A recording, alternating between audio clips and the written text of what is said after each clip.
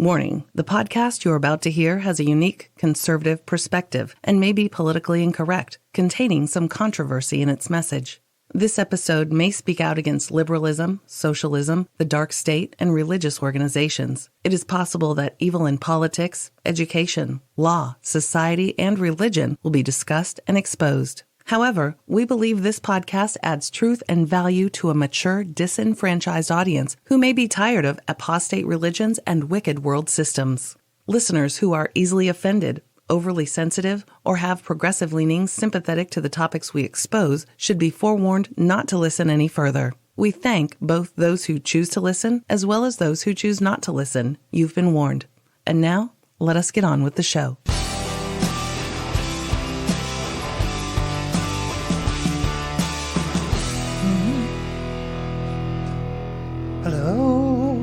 Hello, Brother KAPOW. This is Freedom Friday, and it's November 17th, 2017. We're just about a week away from Thanksgiving. Yes! I can't wait to have sea bass steamed in the dishwasher. Remember that? That's nasty. A little Dawn. Yeah. Soap. Yeah. Dawn soap. Clean it Soapy up. dope. Yes. Hey, you have a scripture? We're going to get right into these yes, I do. weird stories of today. The scripture I want to read to everyone is Deuteronomy 28, verses 47 through 48. And it says, "Because thou servest not the Lord thy God with joyfulness and with gladness of heart for the abundance of all things, therefore shalt thou serve thine enemies, which the Lord shall send against thee in hunger and in thirst, and in nakedness, and in want of all things, and he shall put a yoke of iron upon thy neck until he have destroyed thee." Ooh, wow, yucky, wow. Thank you for that word of encouragement. Anytime, Jack. I thought like it should just be all happy, clappy, chasing shiny objects in our crib. What's up with the negativity, man? That's how it reads in my Bible. Okay. Well, check this out. This just happened October 25th of this year. Less than a month ago. Yeah. Less than a month ago, this just happened, and we're hearing about it right now. Mm-hmm. And I bet you're going to hear about it for the first time. You're going to freak out, man. Mm-hmm. Because something quite out of the ordinary has occurred in the skies over Oregon. October 25th, 2017. Mm-hmm. Uh-huh. Oregon. Yes. Here's what happened, I think. A mystery aircraft was flying in daylight hours. Well, flying in daylight hours. Among the steady stream of airliners that traverse from south to north between California and Nevada, between Portland, Seattle, stuff like that. The incident began around 4:30 p.m. near the California-Oregon border. Yes. A lot. Now, here's the deal. A lot of this stuff just disappears, but this one resulted in multiple pilot eyewitnesses. Also recorded air traffic control audio. Okay. And then eventual confirmation from both the FAA and North American Aerospace Command or NORAD. NORAD. Yes. And they confirmed that this event did indeed occur. So this isn't your conspiracy stuff. This isn't, you're watching some, alien guy on YouTube. This happened. And they don't know what it was. So, yeah. Here's the deal. It's the details are kind of sparse, but the guy who wrote this article says, there are a lot of misconstrued incidents that happen in the skies every day. Mm-hmm. Ones like where aircraft have inoperable radios or transponders and then, they stray into areas they shouldn't. Happens all the time. So it's kind of like, what's this doing here? Right.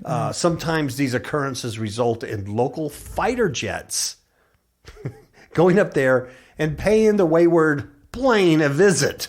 Right. At the direction of NORAD. But days after initially blowing off the incident, it later began to seem that there was indeed more to the story than just another, what they call a Nordo, private aircraft, or a lackadaisical pilot. Someone that's just kind of flying, free floating. Yeah. What's that actor that keeps crashing his plane? He just crashed in California not too long ago. Oh, Harrison Ford. Harrison Ford. Yeah, Harrison Ford. I thought you were thinking of a comedian or something. No, Harrison Ford, for some reason, likes to crash his plane and do weird stuff. So apparently this wasn't Harrison Ford. And there's a lot of people who saw this. So this is a statement from a user on Reddit. It was a thread about this. And apparently this guy is a pilot who says that they were in the sky over the Northwest in the early evening when the incident occurred. And this post came directly after this incident. So here's what he says. He says, just landed in Seattle, coming from the Bay Area, beginning over Southern Oregon. We kept overhearing Seattle Center attempting to track an airplane with no transponder who wasn't talking. A handful of crews were able to track it visually. Best they could tell, it was between 35,000 to 37,000 feet. Okay. And it was northbound. Nobody close enough to see the type. Last we heard, it was over the Willamette Valley, northbound. Now check this out. He says some fighter planes, perhaps out of Portland International Airport, scrambled to go catch up with this guy and see who this was. But the center had trouble tracking it on primary radar. That's odd, huh? So, yeah. So he writes, strange, exclamation point. My theory is that they were running drugs to Canada. No news yet, not that I could find. Running drugs to Canada, 37,000 feet. I don't think so. But Fighter jets scrambling. Yeah. But, because Canada is such a large drug, capital. Yeah. So then there was an update, and I guess this guy called. There's a lot of pilot information here. I don't even know what it is, but he called somebody. And then the gentleman he spoke with said they initially got alerted to the aircraft from Oakland Center, who was painting it on primary, which means they were illuminating it with radar, but without transponder information. For whatever reason, they couldn't track it themselves on primary, and that's when I overheard them using airline aircraft to track it visually. The last airplane to see it had to descend into Portland and lost sight of it. The fighters were scrambled out of PDX or Portland, but flew around for a while, and they didn't find it. And that's that, he wrote. So in other words, what happened later on in the article, you'll find that these fighter jets went up there, and these are the most equipped jets in the world. They have the best tracking systems, the best radar, the best equipment. The pilots flying these things are like the best trained in the world, right?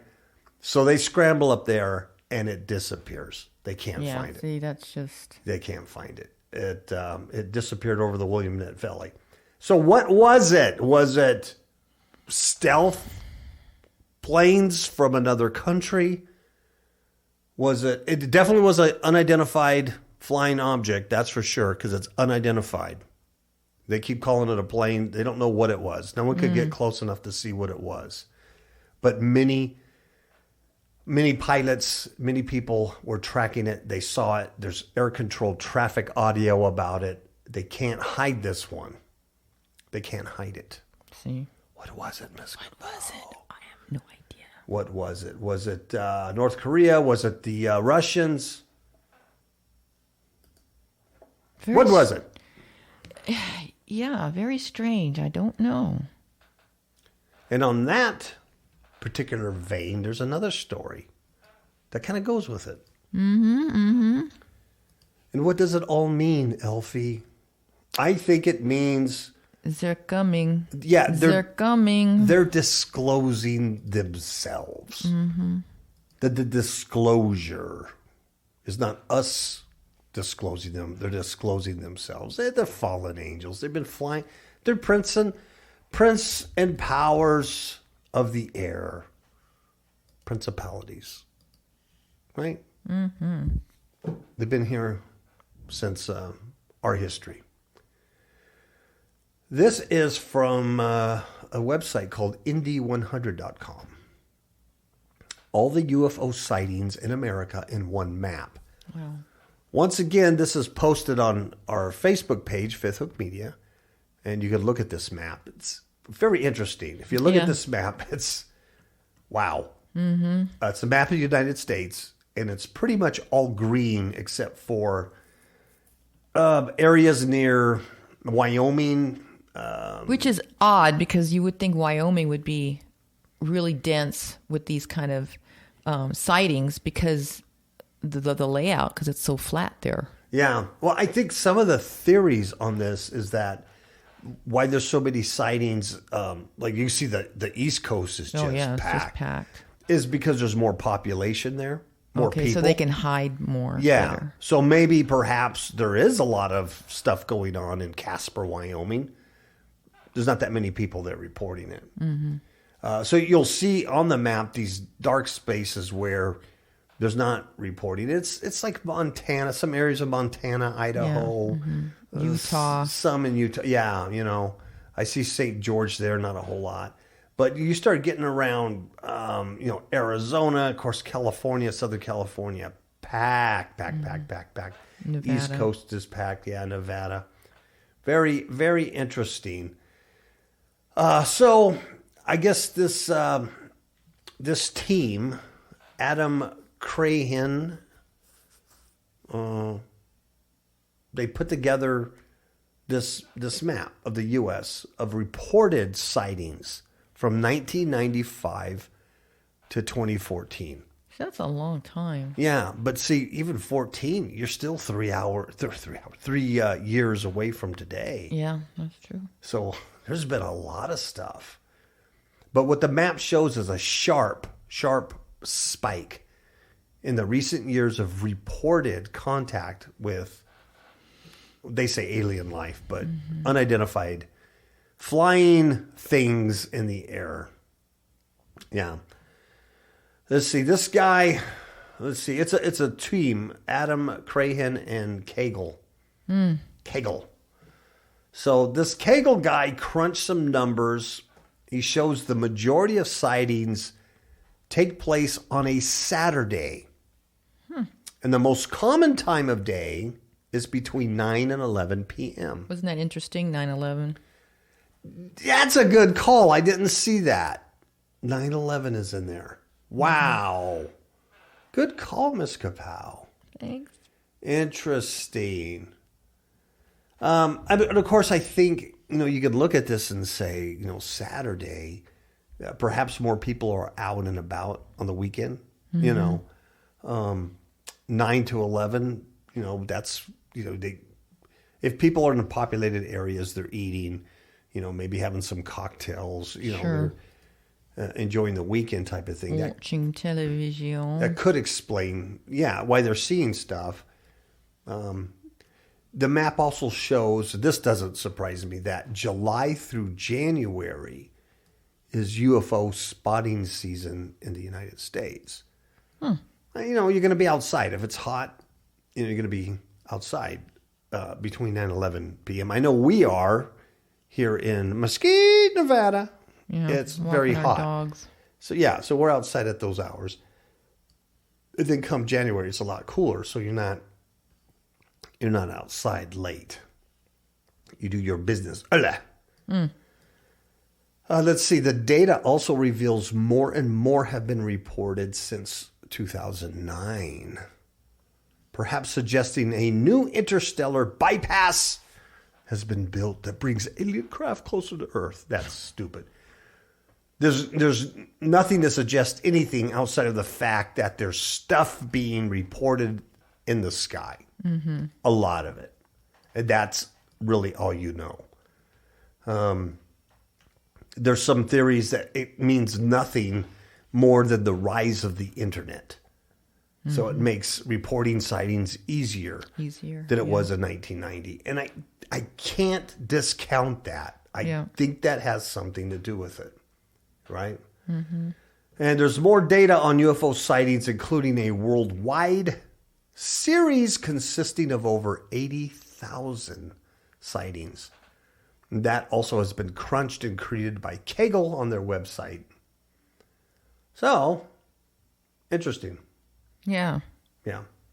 So, as usual, the details are hazy when it comes to these sightings and things because you're just seeing some weird stuff in the sky. You don't quite know what it is. There's a lot of strange things going on in the sky. Even when we walk the dogs, we see stuff that's like, what is that? Yeah. I know. Like, what is that? You know, sometimes you see, what I think is a star, and then it moves. I still don't know what that is. I don't either. You're looking at it, and it looks like a star. It's there. But they're not really. Yeah. Because it's got red and blue. And it's not a plane because it's staying in one place. Yeah. Well, then you'll just actually see it travel. Just almost like a satellite or something. Maybe that's what it is. Very odd, but you see that now and then. Crazy.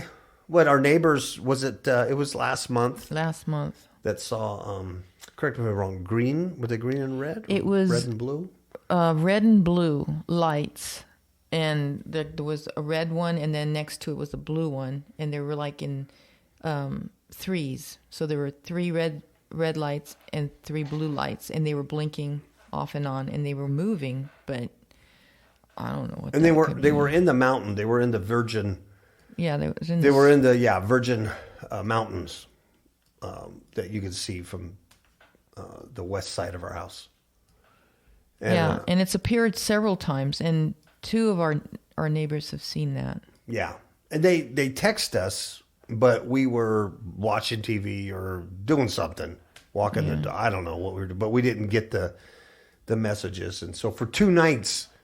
I went out there around the time. Well, they were seeing them around 10:30 or 11. Yeah, same time. So for 2 nights in a row, I went out there to see if I can see anything, but they weren't revealed to me. No. But so they did see some stuff. Yeah. Yeah, and these are people that are not.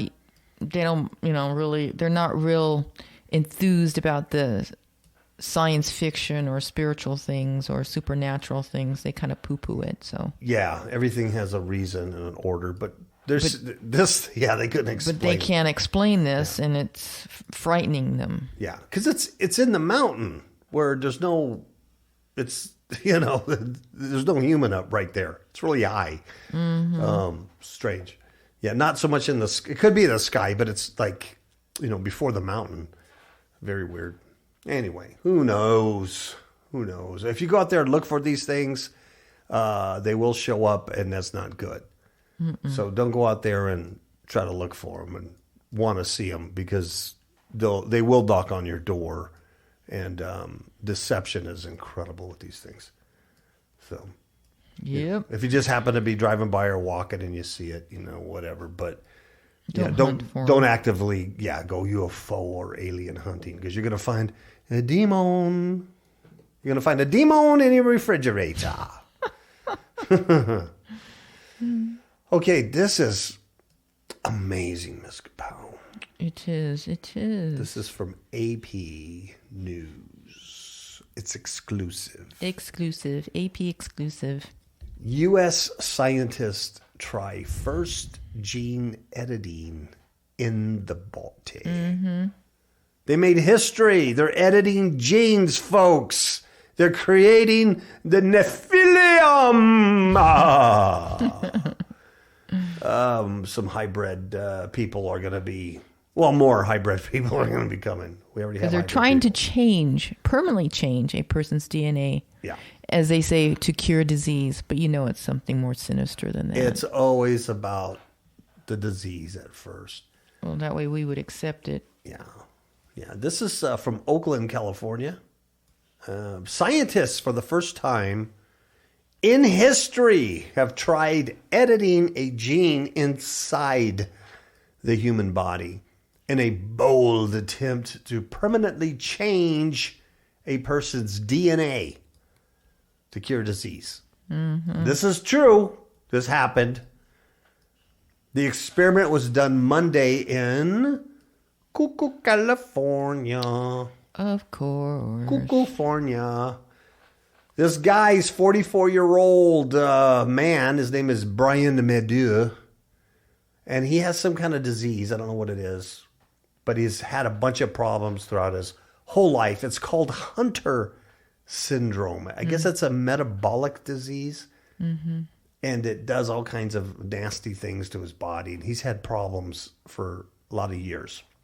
Yeah. So they picked this guy as the guinea pig. He signed the forms and said, yeah, let's go for it. I'm so miserable. I don't care if I turn into a lizard. Help me here. So what they did is they did it through an IV. Mm-hmm. Wow.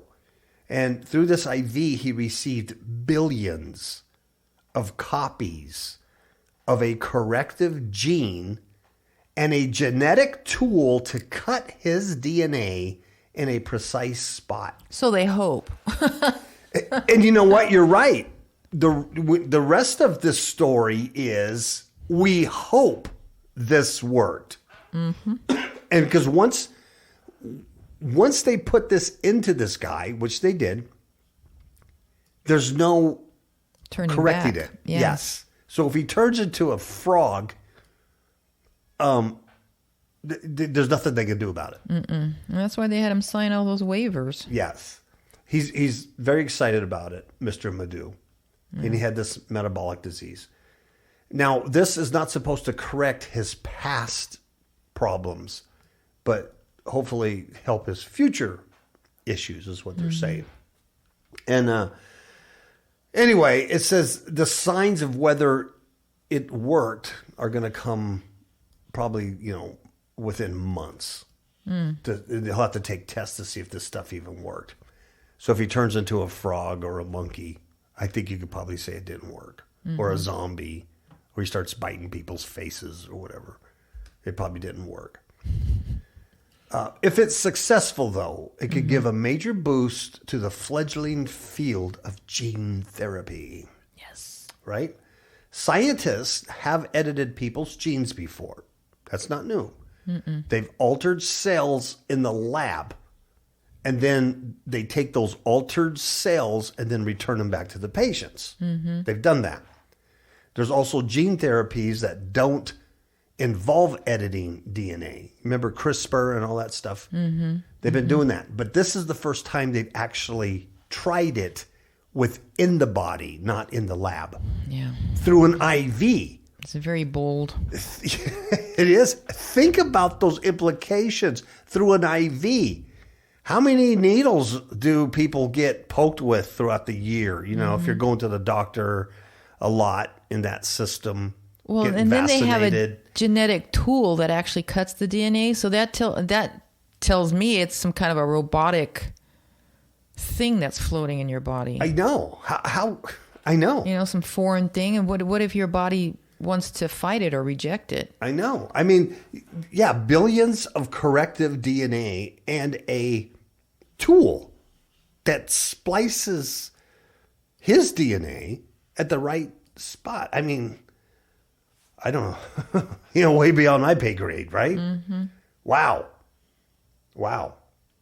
But they say some of these methods can only be used for a few types of diseases.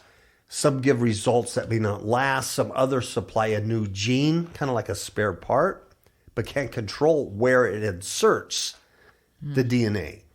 So these things possibly cause a new problem like cancer. Yeah. And there's been incidents of that where they get cancer from this. So, but this time, what they did, the gene tinkering is happening in a precise way inside the body. So they say it's like sending a mini surgeon along to place the new gene in exactly the right location. See, there was a movie like this a long time ago, remember? Where these scientists were like in these little space crafts, really small, and they would go into this person's body and change things. Yeah. Do you remember that movie? Yeah, I do. Yeah, it is kind of like that. And of course, I agree with you on this. It can't be some, I mean, I don't know if it can't be. I mean, I know it's, like I said, it's way beyond me, but it doesn't seem like it would be some chemical thing. Is it a robotic thing? Is it a nanobot that goes in there and That's what it sounds like to cuts me. the DNA right at? Because it has to think. Wow. Yeah. How would it? You know what I mean? It has to read something for it to go, oh, this isn't right. I need to Yeah. At this point, get rid of it. Wow. Here's what they say. This is a quote. We cut your DNA, open it up, insert a gene, stitch it back up, invisible mending. That's by Dr. Sandy McRae. I know you want to call her Macabre, but it's McRae. And she's the president of Sangamo Therapeutics. It's a California company. Of course. Yeah, and they're the one testing this for 2 metabolic diseases and hemophilia. So she says it becomes part of your DNA, and there it is for the rest of your life. See, I don't know. Now, my question is, what happens if this gentleman then reproduces offspring? Well, yeah. Does that editing, that gene editing now in his kids? Yeah. Yeah. You can see where it's going. So she says what this means is there's no going back. Yeah. There's no way to erase any mistakes the editing might cause. This other guy, Dr. Eric Topol of the Scripps Translational Science Institute in San Diego, California, he says you're really toying with Mother Nature. You think? Yes. Jeez. And he says, and the risks can't be fully known, but the study should move forward. You know why? Because these are incurable diseases. Yeah. So what do you got to lose? What are you going to lose? The risk can't be basically fully what known. they're saying. Yeah. But we can't be cured anyway. You're going to be screwed anyway. So you might as well take some chances. That's what he's saying. Now, they do say protections are in place to help ensure safety. Sure. Animal tests were very encouraging. Probably not to the animals that they tested. Yeah, of course not. You know, you might find one of those in your backyard one day. So if you see this lizard, dog, bear thing.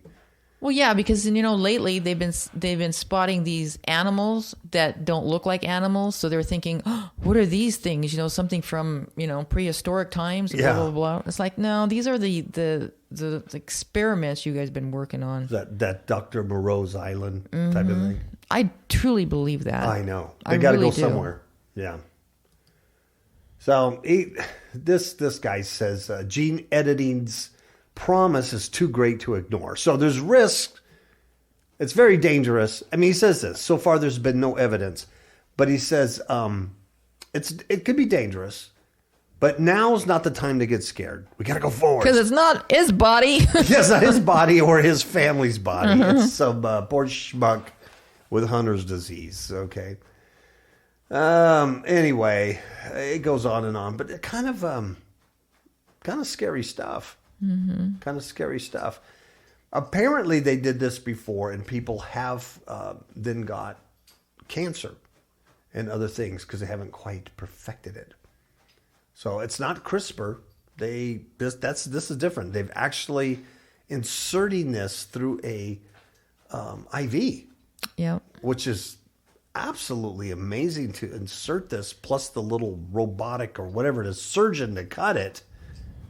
I guess it's like a virus that they insert in these billions of copies of DNA into the veins. Yeah, it's kind of like the whole vaccine premise, Yeah. you know what I mean? Wow. That your body actually has to fight off. But here it says like there's weekly IV doses of the missing enzyme that can ease some of the symptoms of this. But the cost is like $100,000, $400,000 a year. Wow. And it doesn't prevent brain damage. So if you can do this DNA thing, hey, you can save a lot of money. What could go wrong? Safety issues plague some earlier gene therapies. One worry is that the virus might provoke an immune system attack. In 1999, an 18-year-old man died in a gene therapy study from that problem. But the new studies use a different virus that's proved much safer in their experiments. Oh, dear God. These people are just something else, aren't they? They are. They really are. It's just too tempting to play God, isn't it? Another worry is that inserting a new gene might have unforeseen effects on other genes. And that happened years ago when researchers used gene therapy to cure some cases of the immune system disorder called bubble boy disease. And when they don't have an immune system, so they have to be encased. Yes. Didn't John Travolta play Bubble Boy? Yeah. Several patients later developed leukemia because of the new gene inserted. Right? Yeah. So the new gene inserted into a place in the native DNA where it unintentionally activated a cancer gene. Wow. Yeah. So anyway, you got these issues here. But that's what they're doing why we're all asleep. Or we're all playing with our new iPhone 10s. That's what's going on. So, Let's see. Let's take a commercial break, and then we're going to talk about some zombies. All righty. Yeah, I love zombies. All right, we'll be back. You are listening to the KAPOW Radio Show Network. KAPOW stands for Kingdom Against Powers of Wickedness. KAPOW is sponsored by Fifth Hook Media, a digital publisher of ebooks. FifthHookMedia.com has a selection of ebooks about spiritual warfare and Christian living. Visit FifthHookMedia.com. That's FIFTHOOK Media.com. Remember, that's FifthHookMedia.com. FIFTHOOK. What's up, yo? I like it. I'm done, yo. Demons in My Marriage Bed from all online digital retailers, such as Amazon.com. Demons in My Marriage Bed, a true story of spiritual warfare, changed the way my spouse and I conduct spiritual battle, and has increased our alertness level to the tactics of Satan. Please do not be fooled that such things cannot happen to you. Rather, get prepared and become the spiritual warrior needed to overcome in these perilous times in which we all live.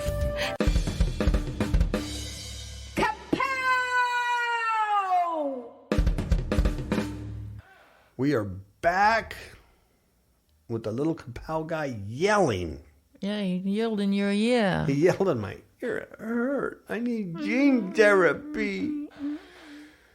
Kansas City Star reports on this bizarre Flocka alpha PvP case of zombieism. That stuff is so nasty, that Flocka. Yes. The scientific name is called alpha PvP. So if you're walking down the street and somebody goes, "Hey, dude, do you want to buy some alpha PvP?" Just You say no. Say no. Or don't say PvP or PCP. Don't do that. You know. Okay. Naked people. Naked people. Right there, that's enough to make you want to... Say no. Yeah. Barf. Naked people rampage through this Missouri town, and they were barking. They're barking, and they're showering in soda water. Alrighty then. Yeah. Let's see. This was written... November 12th. Thank you. November 12th. So just last week. Last weekend got downright bizarre, they say, in the eastern Missouri town of Sullivan. And the police know why. 4 people went on a rampage. They were barking. They were yelling. They were breaking into buildings. They were stripping off their clothes. They were showering in soda water. Wow. And the police, being the expert investigators that they are in Sullivan, suspect that synthetic drug flakka is behind the zombieism. Da-da-da-dum. Here's what Police Lieutenant Patrick Johnson told the Sullivan Independent News. He said, "We had multiple incidents past weekend. People on some weird kind of substance acting out of their minds. Barking like dogs, running up down the street, or other farm animals. You got it. Entering people's homes, breaking into a business, You got it. yelling outside of local businesses." Bridget. So that's what he says. So the drugs have not yet been tested, but the KAPOW, they believe the users mixed, and I think this is a fantastic mixture. What a great cocktail to just open yourself up to demonic possession and total mental insanity. Definitely. They mixed methamphetamine with flakka. Really? So you remember the whole Florida stories, the face eaters and all stuff. So this stuff, flakka, hit hard in Florida, Tennessee, Kentucky, Ohio. And now these states like Missouri and Kansas City, stuff like that, they're kind of worried about the rash of emergency room visits and overdose deaths. Yep. Yeah. So alpha PVP, flakka, it has a similar chemical makeup to other drugs commonly known as bath salts. All right.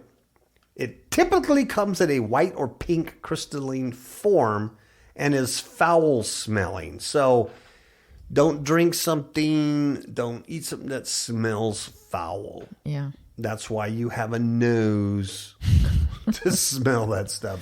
If it smells foul, don't consume it. Exactly. Because this stuff can be eaten, it could be snorted, it could be injected or vaporized in a vape, electronic cigarette junk. Chimney. So there's a lot of ways it could be, given. So you definitely don't want that mixed into your food or drinks or something like that. Yeah. So anyway, they went crazy and they act like a bunch of zombies, and they are zombies, and now they're nuts. So they mixed that with meth. Now, I don't get how you could think that's a good high. I know it. How you think, let's get stoned. Let's take some drugs. How is that a good high? I have no idea. Yeah. I don't know. Artificial intelligence. Folks, it's a big thing. AI. It's on the rise. Robots are taking over. They are. Skynet's coming alive. It is. It is. There's a T-800 in my town. I saw him.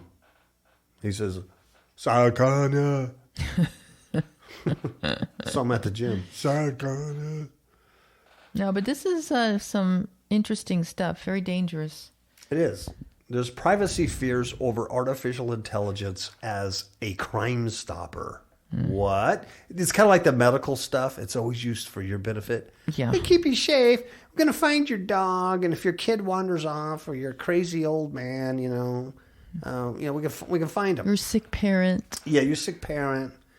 This is the police in Delaware. Delaware. The POPO of Delaware. They're poised, okay? Picture all these cops just poised.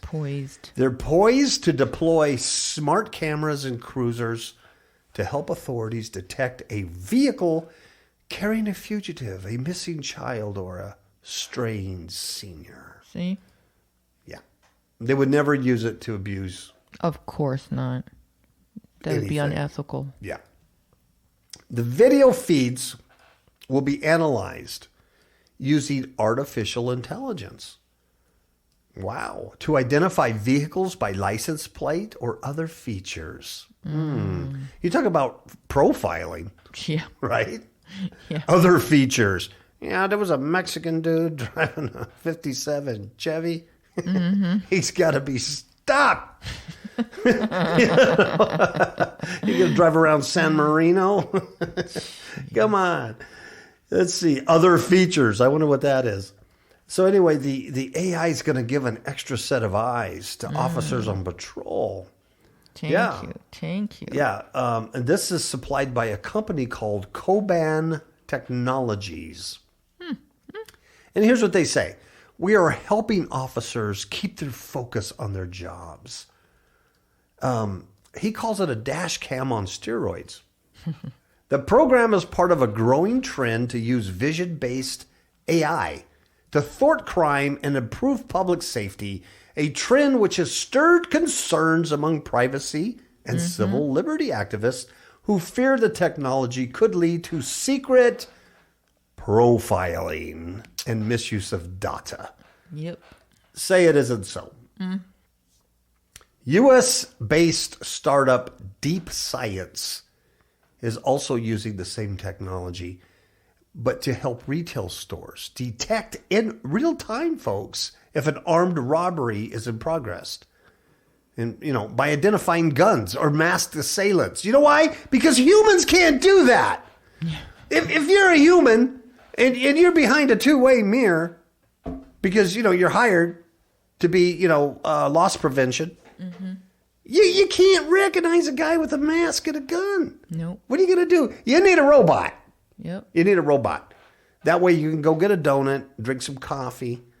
Right? Let's see. The technology can monitor for threats more efficiently at a lower cost than human security guards. You know why?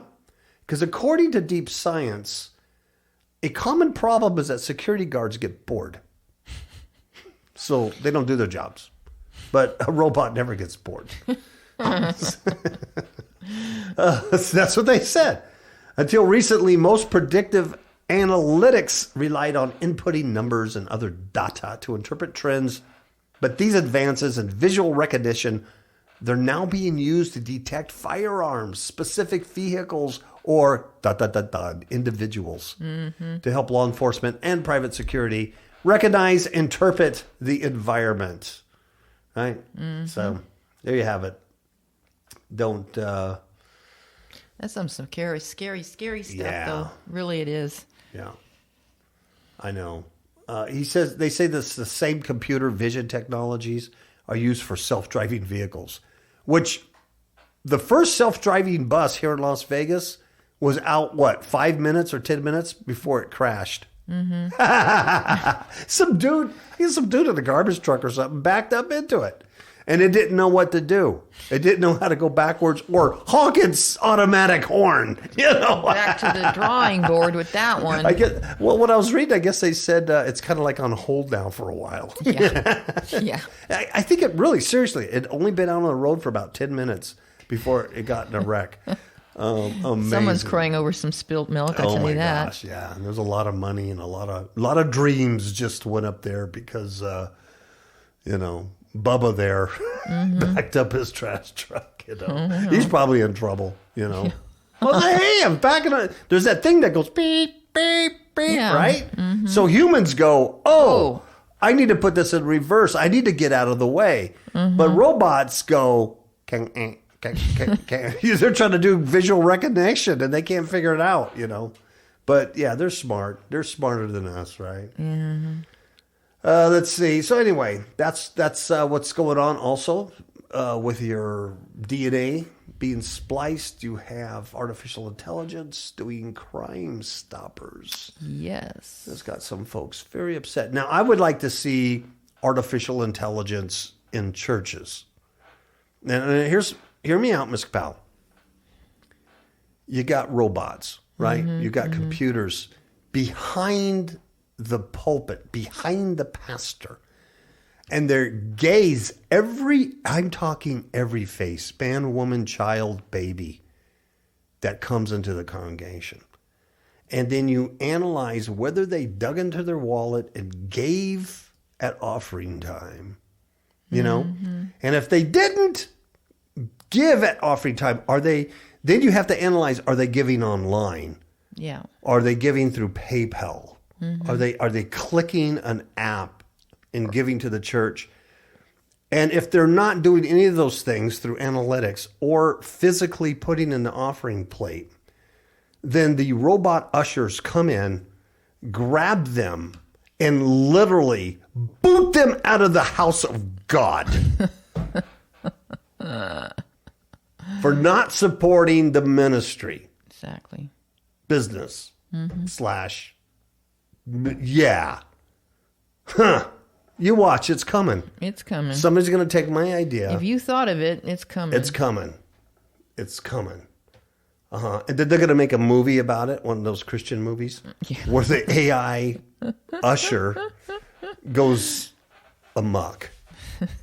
He starts like booting out people who actually did give. And then they have to fight. Good. Yeah, they have to fight for their lives. They're throwing Bibles and wafers at them, whatever. Yeah, it can happen. It can happen. It hasn't happened yet, but it can happen.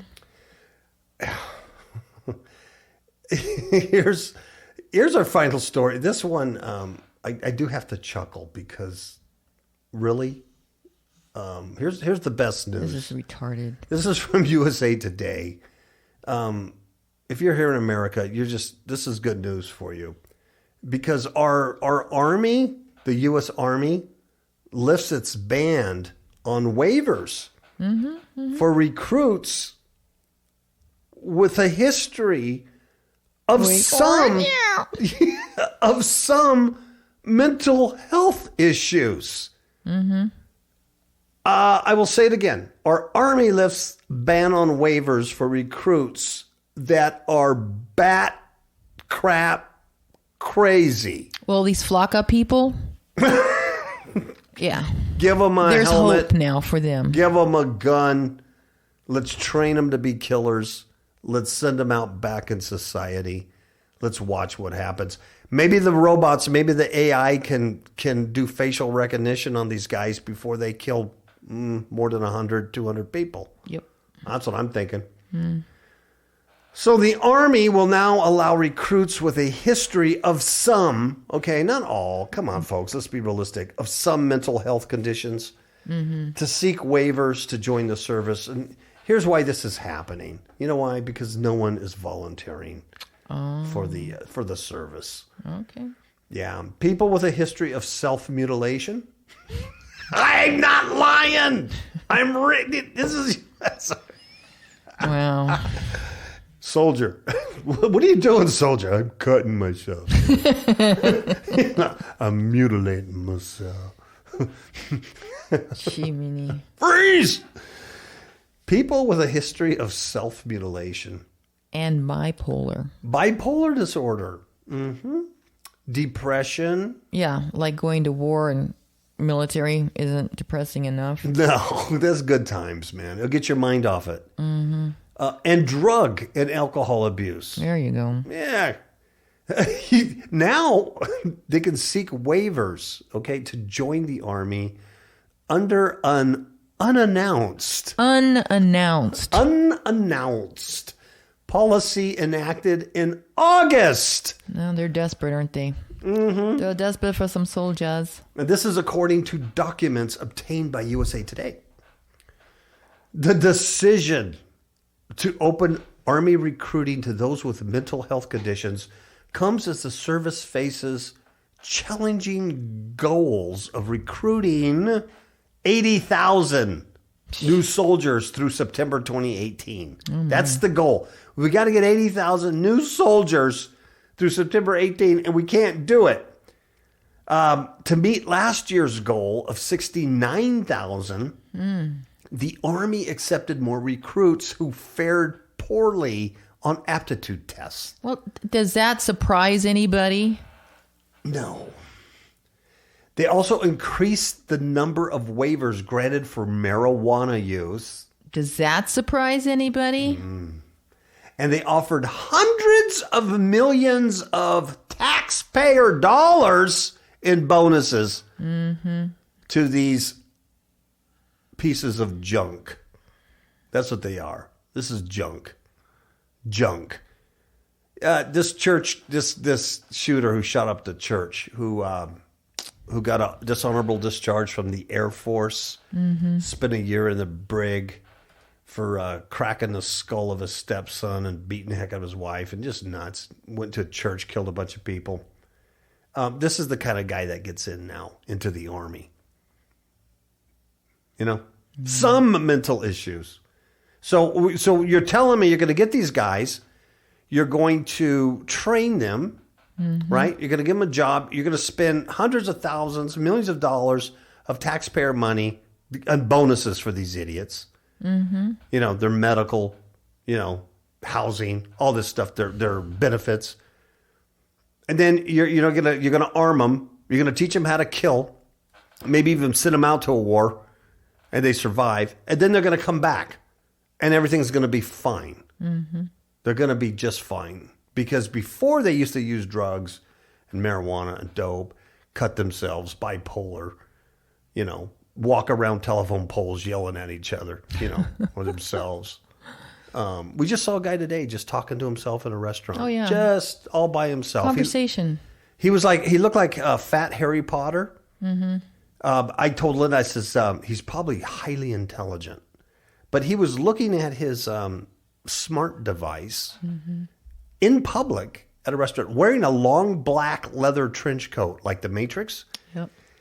And he was just talking and upset. Oh, yeah. At this device and going, that's crazy. That's crazy. This is bull. This is insane. What? And he's just going off all by himself. Yeah.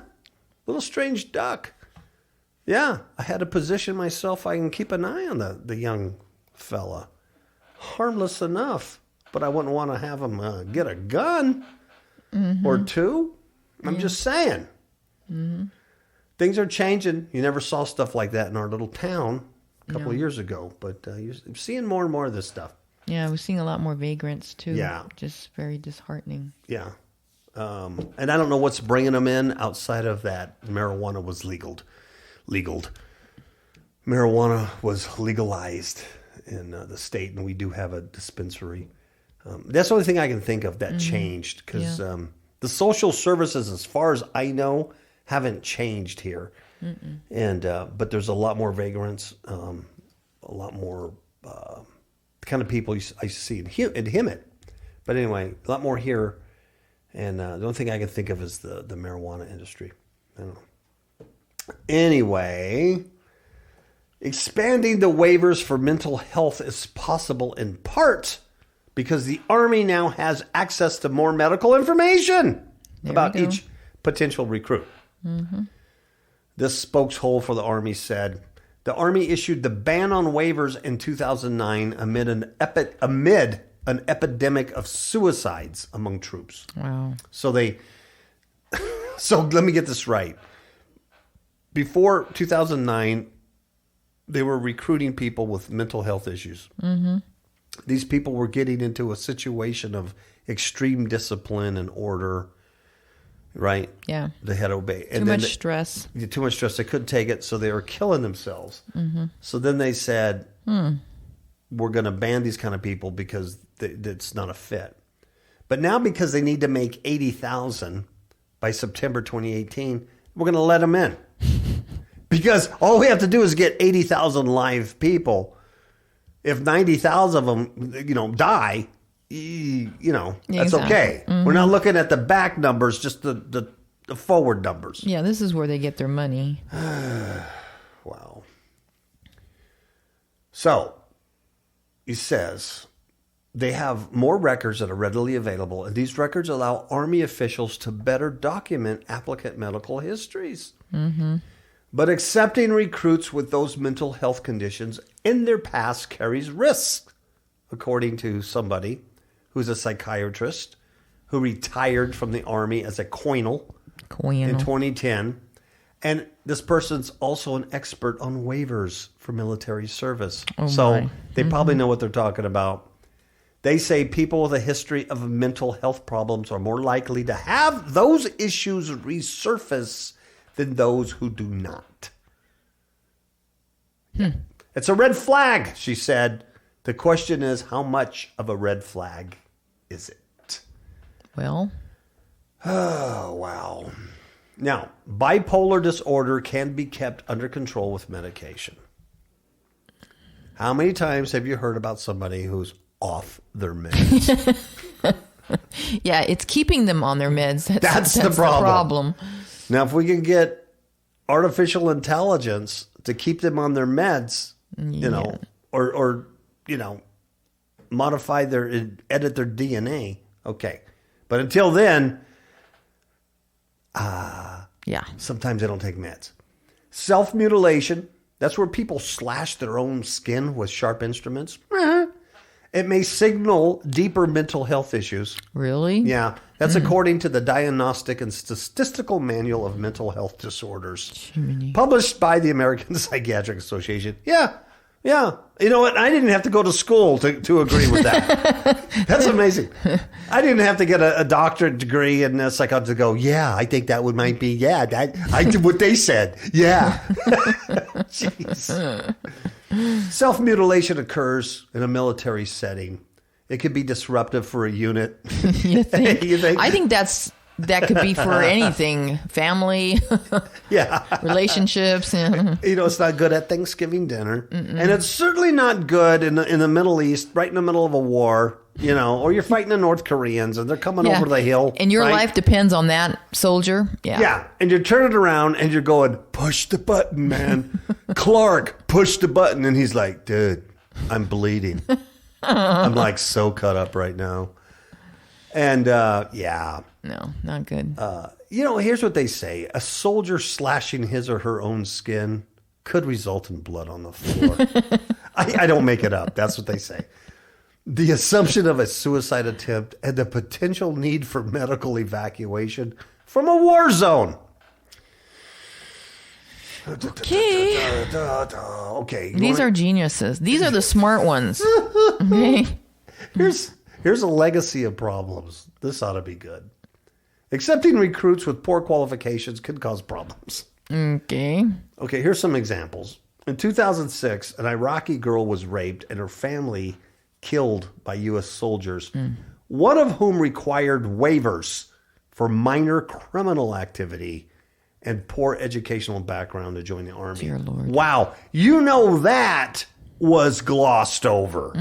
What is this? What does this mean? Exactly. Minor criminal activity. In my mind, minor criminal activity means I stole a chocolate bar at Walmart when I was 6. Yeah. That's minor. Or I got a traffic ticket for running some red lights, or, you know, when I was young. That's minor. Yeah. But what is their definition of minor? Attempted rape? Yeah. That raped and killed the family. Raped a girl and killed the family. And then poor educational background? What does that have to do with being crazy? I know it. Memos and documents obtained by USA Today outline the hurdles that a potential recruit must clear to join the Army. Let's see. Guidance for screening potential recruits with histories that include self-mutilation make clear that the applicant must provide appropriate documentation to obtain the waiver, according to a September memo. Those requirements include a detailed statement from the applicant. I won't do it no more. Medical records. I was like, evidence from an employer if the injury was job related. How could it be job related? What, I was so stressed out at KFC that I had to cut myself? Because I got blood on the chicken. Oh, photos submitted by the recruiter in a psychiatric evaluation and quote unquote clearance. Sheesh. Bam. All we need is $79,999, right? Let them in. Oh, let's see. Slides for military officials who screen recruits show examples of people whose arms, legs, and torsos have been scarred by self-mutilation. For all waivers, one memo states, the burden of proof is on the applicant to provide a clear and Meritorious case for why a waiver should be considered. That's a hard word. It is. What a bunch of goggly gook. Mm-hmm. It is. They're going to let them in. This is just for us to go, oh yeah, they have these strict guidelines for these people. But yeah. It looks like to me, reading this, all the guy has to do is come in and say, well, I used to do that. I'm not going to do it no more. I'm over it. I got mad serving chicken. So I took some, grease and I cut myself and put some grease on it because I was mad at my boss. But I'm not doing that no more. Give me a gun, please. Please give me a gun and teach me how to kill people. Yeah. Oh, my Lord. Because that'll make me a better person. Yeah. And guess what? There's an unknown number of waivers. Because the Army did not respond to a question of how many waivers, if any, have been issued since the policy has been changed in August. See, and that's retarded because they count everything. They're bean counters. They have to count it because they need 80,000. So they have to count everything. But I don't know.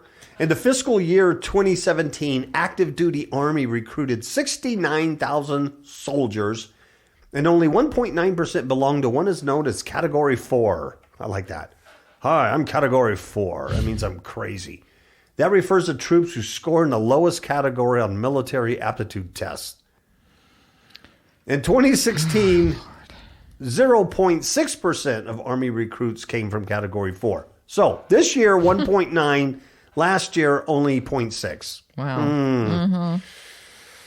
The Pentagon mandates that the services accept no more than 4% of recruiting classes from Category 4. No more than 4% of them could be bat crap crazy. Okay? Because we have the finest fighting machine in the world. What the... Wow, what happened to our universe here? When did this all change? Yeah. In addition, waivers for marijuana use, illegal while in uniform, it jumped from 191 in 2016 to guess how many this year? How many? 506. 191 waivers for smoke and dope last year to 506 this year. Wow. Because 8 states have legalized recreational marijuana, so who's not going to smoke it? Exactly. Smoke it. Give me a gun. Wow. Recruiting generally is more challenging for the services when the economy is strong. You know why? Because when you're not cutting yourself and smoking dope and on bipolar meds, well, you're working as a rocket scientist. So, you don't want to join the service because you're making rockets. We all know that. What the? It's insanity. What, are we stupid? Yeah. They think we're stupid. We're not stupid. The Army has responded by offering more bonuses to those who are crazy. Hey, look, you're going to get an iPhone 10. You'll be able to take your picture and do weird things with it. And we're going to have an Amazon gift card for $50. Oh, Lord. And you like Regal Theaters? Because we got a year's Regal Theater. And free popcorn. Jerry, free popcorn, right?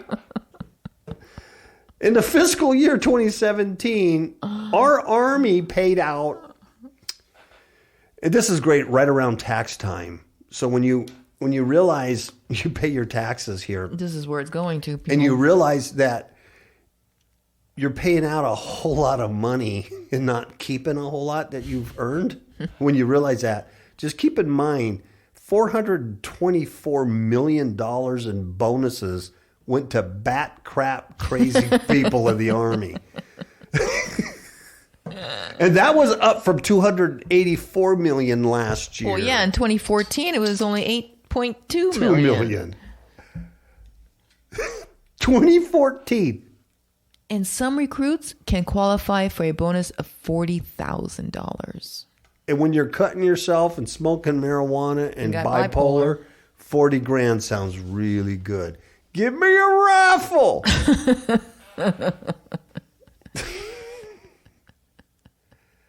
I guess they're planning a big war.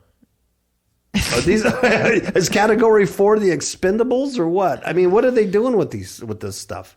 Come on! You need intelligent people to. Yeah. What's going on? What 80, why do we need 80,000? I mean, we got robots. These are the Expendables. I think basically. So. I mean, they just need bodies out there. Yeah, so they're not going to come back to society. I guess they're not coming back. Is that what the deal is? That's the way I look at it. They don't care about these guys. No, they don't. The Army's decision to rescind the ban for a history of mental health problems is in part a reaction to its difficulties in recruiting.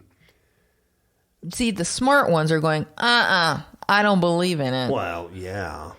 And so they need people, and who better than the ones that are going, oh, okay. Yeah. Well, yeah. I got nothing. They don't else have the going on. mental capacity to, do critical thinking. No. And they just want things for free, so. Hey. Yeah, up to $40,000 and, an Amazon gift card and, Free popcorn. Yeah. You know what I'm saying? I can download songs from iTunes. That's great. They're widening their pool of applicants.